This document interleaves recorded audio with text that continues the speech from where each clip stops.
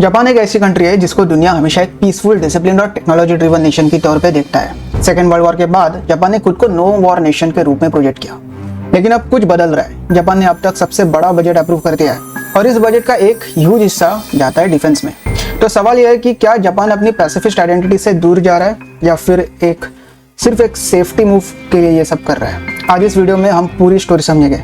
नमस्कार, hi, hello, my name is Parag Bhide और आप देख रहे हैं the global news which is first brought to you. Japan का नया एनुअल बजट है लगभग 122 ट्रिलियन येन। सिंपल वर्ड्स में बोले तो ये जापान की हिस्ट्री का एक सबसे बड़ा बजट है। ये प्राइम मिनिस्टर इशिबा का पहला फुल बजट है, इसलिए पॉलिटिकल और इकोनॉमिक दोनों एंगल से काफ़ी इंपॉर्टेंट माना जा रहा है। प्रॉब्लम यह है कि बजट एक डिफिकल्ट टाइम पर आया है।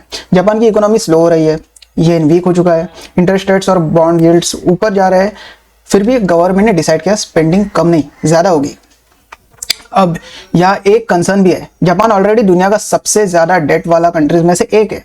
एक्सपर्ट्स के हिसाब से जापान का टोटल डेट उसकी इकोनॉमी से 2x से भी ज्यादा है। I've already told you like, share, subscribe for intimating you on the upcoming video, but the most important thing, we have launched our official app Relate Zone. If you have gotten bored on LinkedIn and Instagram of making connections and building network, then this Relate Zone app is like a blend. It's like a combination of social and professional networking, which helps you build network, making connections, and hiring, get hired, finding work, and everything. So basically everything is free from hiring and everything, so that we want the audience to make the best of it, and most importantly building the network, making connections, making bonds, finding your so-called partners, whatever. So go enjoy on the Relate Zone app. I'll be mentioning the app link in the description box below. मतलब अगर Japan 100 येन कमाता है तो उसके ऊपर 200 plus येन का loan already है। Critics बोल रहे हैं कि ये इतना बड़ा बजट फ्यूचर में प्रेशर डाल सकता है और गवर्नमेंट का कहना है कि स्पेंडिंग प्लान है green energy, technology, national security जैसे लॉन्ग टर्म गोल्स के लिए। इस पूरे बजट का सबसे शॉकिंग पार्ट ये है डिफेंस स्पेंडिंग।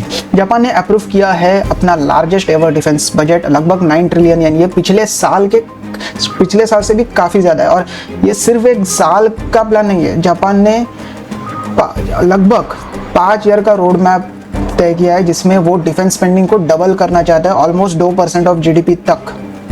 मतलब सबसे ज़्यादा फोकस वो डिफेंस पे ही लगाना चाहता है। अगर ये पूरा प्लान हुआ तो जापान दुनिया का 3rd बिगेस्ट डिफेंस स्पेंडर हो सकता है, यूएस और चाइना के बाद।